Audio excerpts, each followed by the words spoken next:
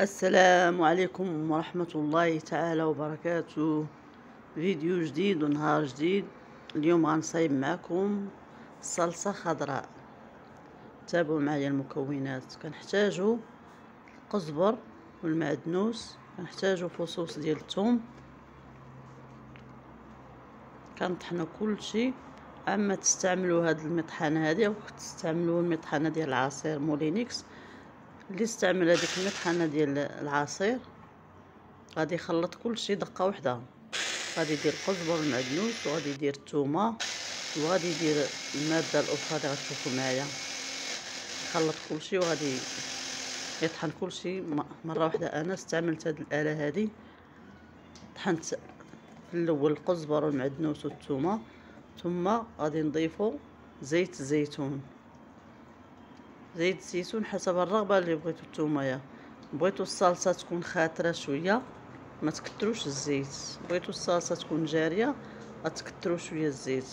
المهم نتوما الزيت غتحكموا فيه على حساب الصلصه كيفاش بغيتوها. انا درتها ما بين وبين ما جاريه بزاف ما خاطراش، ما مطفوفاش ما خاطراش، ما بين وبين. تابعوا معايا. هاك انا باديه وقلت علاش ما نشاركش معكم هاد الصلصه دي. كتجي زوينه، كطيبي بها اي حاجه، دجاج، اللحم، كطيبي بها زعلوكه، كطيبي بها تكتوكه، طيبي بها اي حاجه كتجي زوينه. درت هذاك القياس ديال الزيت اللي بغيت انايا، عاودت ثاني طحنتهم حتى انسجمات هاد العناصر هادي اللي هي القزبر والمعدنوس والثومه، اللي ضفت ليهم زيت الزيتون كما كتشوفوا.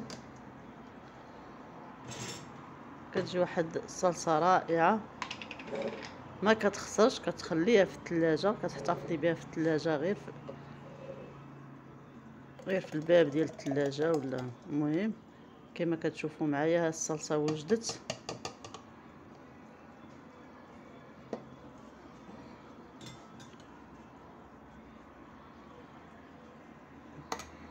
ها انتم كتشوفوا القوام ديالها كيف درتيها انا، ما خاطراش بزاف وما جارياش. الا بغيتي تجريها اكثر من هادشي تجريها، كتجي زوينه حتى هي.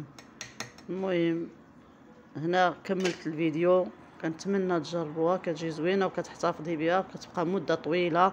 دمتم في رعايه الله، الى فيديو اخر ان شاء الله.